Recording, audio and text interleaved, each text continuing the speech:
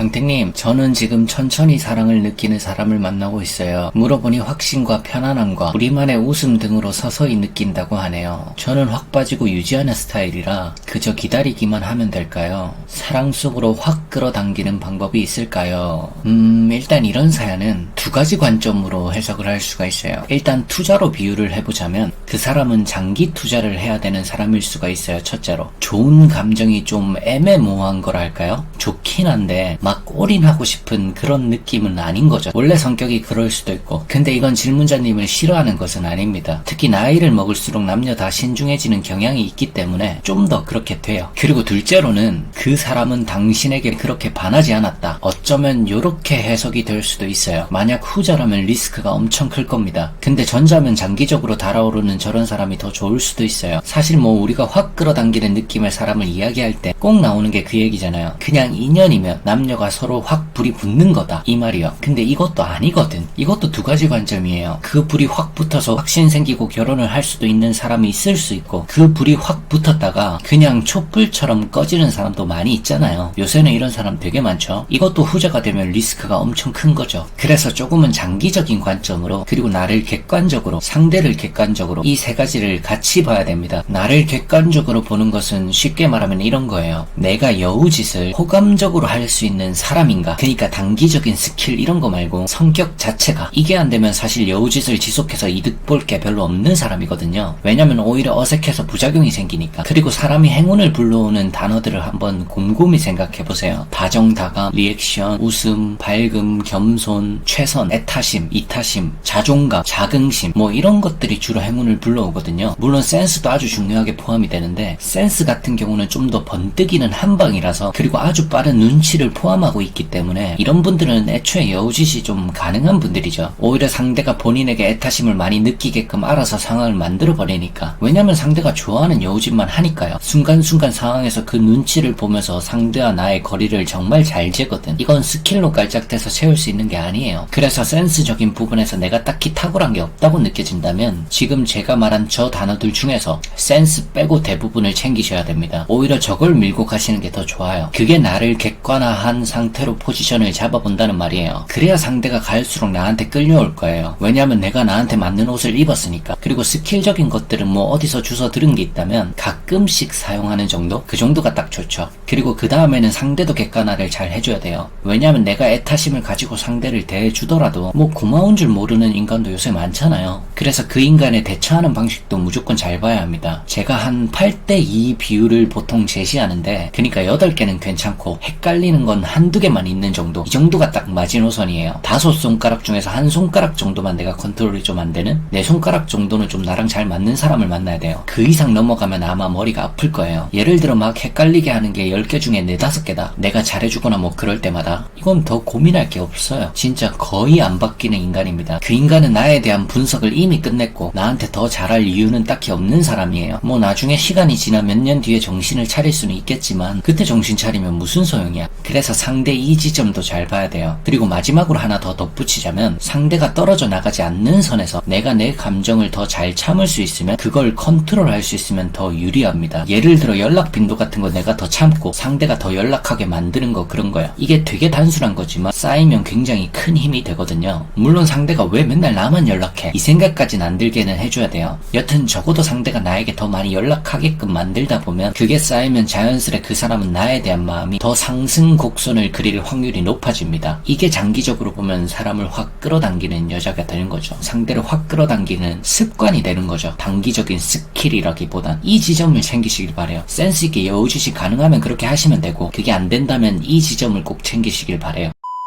영상이 도움이 되셨다면 구독하기와 좋아요 부탁드립니다.